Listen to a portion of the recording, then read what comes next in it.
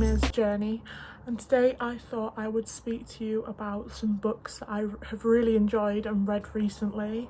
One of them is a horror book, one of them's is it autobiography where you write about yourself? A whole array of different books, and even, sounds really weird, but some children's books. So the first book I wanted to talk about is Girl in Pieces.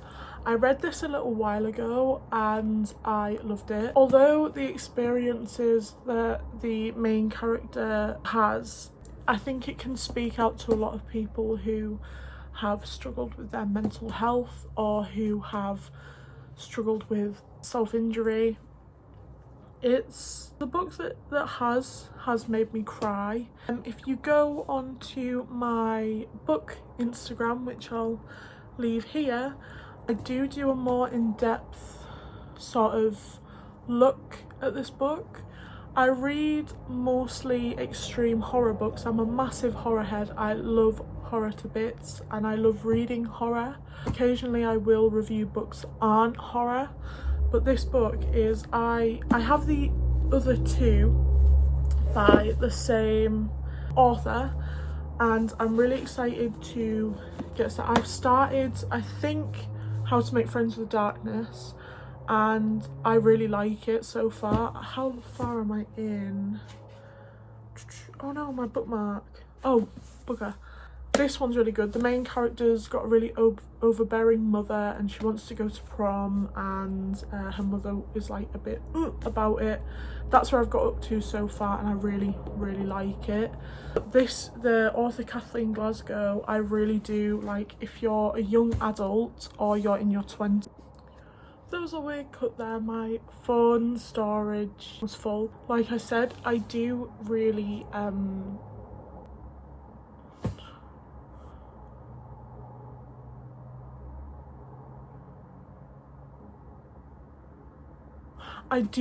recommend Caitlyn Im.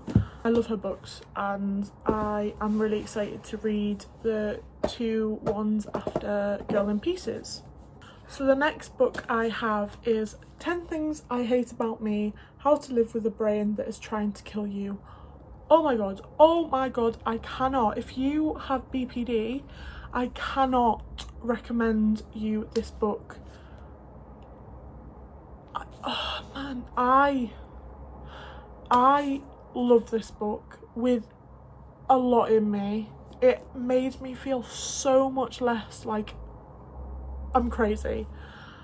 Oh my god, I don't know how to pronounce his last name, but Joe, oh my god, he literally helped me out so much more than he'll ever realise. Me and my mum were driving in the car and this book was mentioned on the radio. That day, I'd been recently told, that day my mum took me to Waterstones and we brought this book. We searched for this book and we brought it, and I cried at this book, I laughed at this book. I really can't recommend this book enough if you have BPD or if you just want to learn more about what it's like to live with BPD. But like I said, I really recommend that book. The next two books are ones from my childhood. When I was little, my mum brought me a series of books, and for the life of me, for years and years and years, I could not remember the name of the book, of the main character. They were a massive part of my childhood, so I can't understand why I couldn't remember, but the art style, everything, I used to live for these books. And then I finally found them and I was so happy that I'd finally found them. And then, me being the weirdo that I am, I had 3 of them, but I don't know where the third one's gone. Where it is, that I have no idea. But anyway, it was like I said, the Otterline series. I am obsessed with this art style. There was a Coraline book with this art style. Oh my god, I think, is the illustrator Chris Riddell? No, I had all 4 because I had the Otterline Goes to School one as well. I brought them from Waterstones, you see. So gutted. So I brought them that if I ever have children, I would give them to my children. I'll have to fight, because I had all four. I had the Yellow Cat and Goes to School, and then these two. And the Goes to School one was my favourite, like, out of all of them. I remember reading that all the time when I was a kid. But anyway, there is Otterline at Sea, and then Otterline and the Purple Fox. And if you have younger kids, they're brilliant books. They're so quirky and so different, and I think they're brilliant. Or if you're older and you just want a bit of nostalgia, love the art style so much. I'm actually looking to get a tattoo of the character Mr. Monroe. He's like kind of like Cousin It out of Addams Family, but I just there we go. I think it's brilliant. I think the art style's lovely. But I want to go to an artist that will really like capture the art style, I guess. And I've not really found any tattoo artists that I think would do it justice. I don't know, maybe it's me just being really picky, because a lot of my tattoos are like spur of the moment, got them done when I was young, you know what I mean, apart from the ones on my legs. So yeah, that's Otterline, and the feeling it gives me is amazing, and I need to find the other two books of that series because I don't know where they've gone. So the next book I'm going to be talking about is Talking with Serial Killers. I have two. I brought this one years and years ago, and then my best friend got me this one for my 23rd birthday, and she is a star in the sky. She knows me so well, it's quite scary, actually. And I was worried though, because they're the same book, they're by the same author, but they both have different killers in them, which is wild. They're exactly the same book, but both the books have different killers in them. I thought they would be the same killers, exactly the same book, but they're not. If you're into that sort of thing, if you're into true crime, if you like seeing why, I don't think it really gives you why someone did something, because I think people that are like that way inclined are they do it because they find enjoyment out of it, and I will never understand anyone that could hurt anyone else like that, let alone kill anyone. And it is, you know, it gets pretty dark, it gets pretty deep, but they are brilliant books, and if you're into that sort of thing, I recommend these massively. So there's another one called Talking with Psychopaths that I also want to read, but just haven't got around to it. Like I said on my book Instagram, I read extreme horror. It's not to everyone's taste, which I totally understand. And the most recent extreme horror I read was Brainworms by Alison Rummett. I like this book, but it is weird. But what can you expect? It's extreme body horror. Tell you what goes on without being like chucked off of YouTube, I don't think I'll be able to do. But it is a brilliant book, and the main characters are interesting, and they have been through a lot, especially the main character. She has been through a lot. It's about a trans main character. The author is trans. Absolutely, oh my god, she writes so well that it's like, it's so disturbing sometimes because of how well she writes, if that makes sense. But spoiler warning, the main character something happens at a gender clinic she was working at, and she meets another character, and not everything is all as it seems. She thinks she's in love with this character, but turns out, is she? You have to, I'd say if you've never read extreme horror before and you're interested in reading this book, go look at reviews first. Extreme horror is not something that I would ever tell anyone to dive in head first unless you are very seasoned with horror, but it's a good book overall, and I wouldn't say anybody under the age of 18 read this, and that goes with any extreme horror.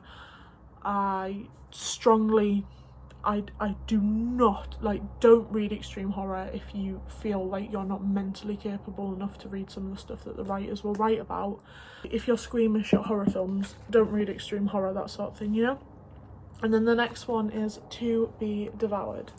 I got this years ago and I recently just reread it, and it still remains one of my favourite extreme horrors. It's gross, it's gory, it's got a good story to it, and I love it. The ending is wild, and there's a part that really makes me like wince. The author, I think it's Sarah, oh my god, brilliant. And it's one of those, like, feel sorry for the characters in it, but it's also a bit the main character needs help and she thinks she's getting it. Turns out she's not, because a therapist isn't what you think the therapist is. It's another extreme horror that I love. I love it. I'm really bad at talking about stuff without spoiling it too much, so I'm really trying to be vague without being boring.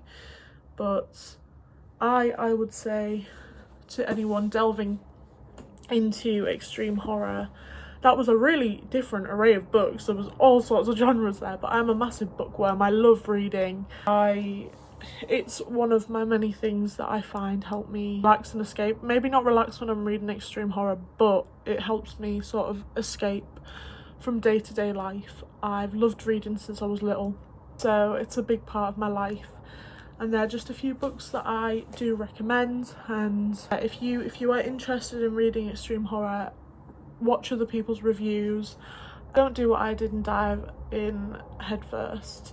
One of the best, oh my god, one of the best extreme horror authors is Aaron Beauregard, and he follows me on my book Instagram and my TikTok, and he is, oh my god, he's brilliant. I love his books. Son of the Slob, Playground, Through the Eyes of Desperation. Oh god, he's got loads out, and I think he's a brilliant author. Really gory, really gross, but some people say that he goes too far. Some people say he doesn't go far enough, and if you don't think he goes far enough, then okay. I've got some of his books here. I'm not going to show his covers because a lot of his covers have graphic stuff on the front of them, and I don't want anyone to see the cover. Actually, I've got a cover that's kind of alright. It's got an eyeball on it. But Through the Eyes of Desperation, oh, here's another book recommendation if you like extreme horror. Through the Eyes of Desperation is one of his newest ones. It's not his newest ones, and newest one. And I'll show you the one that's not as bad. I'll hide. But that's one of the covers of his book, and there's two of them, and one's by him and one is by another author called Daniel J. Vlope, I think. I'm not good at pronouncing stuff, and it's of the same place but two different stories, and I think that's so, like, that's really interesting. Like, to me, I like that. I think it's cool. And the ending is you have to flip a coin. It's set in a casino, and you have to flip a coin, and whatever side of the coin lands is your ending, and I think that's quite a good idea as well. And one of them is is it a prequel? What happens before? Well, one of them's a story about who ends up being the owner of the casino, and oh, it's brilliant, and I highly recommend if you want something that is gross, gory, but has a brilliant storyline. That's all for today. I could probably talk about books forevermore, but I'm not going to, because that would be boring and this video would be hours long. I'll probably do more videos about books because they're a big part of my life. So there'll probably be either like books that I want to read, to be read list, videos on horror separate, like videos on books that aren't horror related, just a whole shebang of books. But I hope you enjoyed. Please like and please feel free to subscribe, be greatly appreciated. Have a beautiful day and I'll see you later.